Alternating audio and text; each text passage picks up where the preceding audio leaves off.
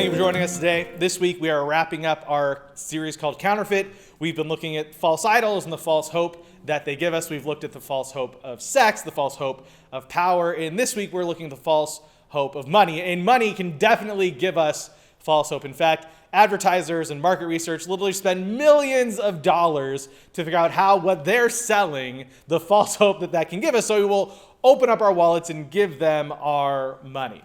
And this weekend, we're actually looking at greed and kind of the false hope that greed offers and how we can tear down the idol of greed in our lives. Because greed is absolutely it's a false idol that gives us false hope. Greed gives us the false hope that says the more we have, the happier we'll be. The more we fill our bank accounts, the more we fill our garages with toys, the more we fill our houses with stuff, the more we fill our hands with things that we think we need, the happier we will be.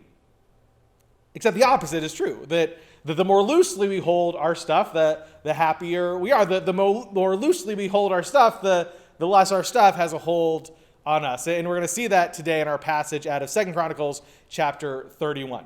Now, in this passage, we're going to see all of God's people bringing gifts to the temple because they are getting ready to celebrate the Passover. And the thing is, in this chapter, King Hezekiah, he's king over the southern kingdom, and King Hezekiah's father was a bad dude. His father had reigned for 16 years, and they really hadn't celebrated the Passover or any of the things that God had called them to celebrate in the temple for that long. So Hezekiah basically has to take down the boarded up windows, clean out all the cobwebs, and get the temple ready to worship God. And we see how the people respond to that. So let's begin in chapter 31, verse 2.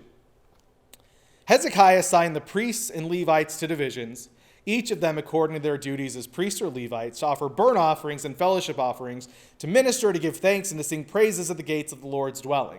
The king contributed from his own possessions for the morning and evening burnt offerings, and for the burnt offerings on the Sabbaths, at the new moons, and the appointed festivals as written in the law of the Lord. He ordered the people living in Jerusalem to give the portion due the priests and Levites so they could devote themselves to the law of the Lord. As soon as the order went out, the Israelites generously gave the first fruits of their grain, new wine, olive oil, and honey, and all that the fields produced. They brought a great amount, a tithe of everything. The people of Israel and Judah who lived in the towns of Judah also brought a tithe of their herds and flocks and tithe of the holy things dedicated to the Lord their God, and they piled them in heaps. They began doing this in the 3rd month and finished in the 7th month. When Hezekiah and his officials came and saw the heaps, they praised the Lord and blessed his people, Israel. So there's a lot of work to do to get the temple ready because it had been laying in disrepair for 16 years. And the people brought so many gifts that it took them months. It took them months to bring everything that they had, 4 months to collect everything. God's people in this passage, they were super generous. They didn't buy into the lie that greed would bring them fulfillment. They didn't buy into the false hope that greed would make them happy. Instead, they realized the truth that when we hold things loosely, when we're generous, it opens us up to a deeper joy that greed can never know. And the thing with greed is that we can all be greedy, yet we don't want to admit it. Right? I mean, even thinking about the other false hopes we've looked at. We'd all admit, we lust it sometimes. We have impure thoughts. Or, definitely, I care more about what I want. I kind of want to have influence and control, even in small ways, like don't touch the radio on my car. We can admit that. But it's really hard to admit that we're greedy because we can always see somebody who has more, and we think, well, that person's really greedy because they have more.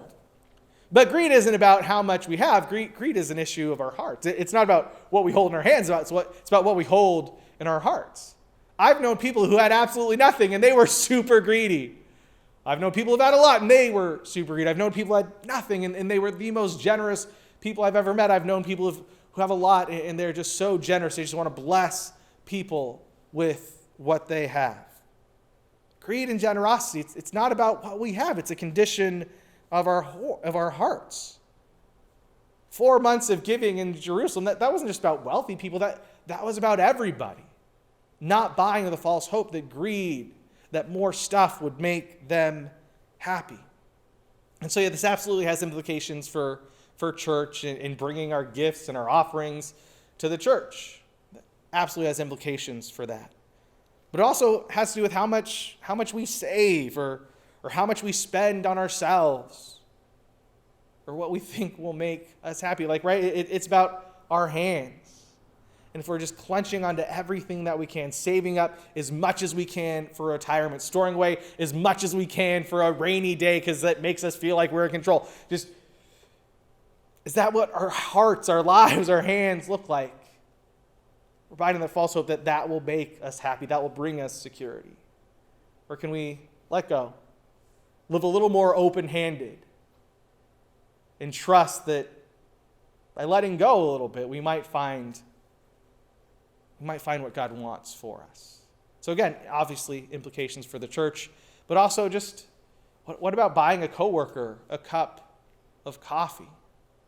What about just calling up a friend or texting a friend and taking them out for lunch and just say, hey, my treat. No agenda, I just want to spend time. I just want to be generous.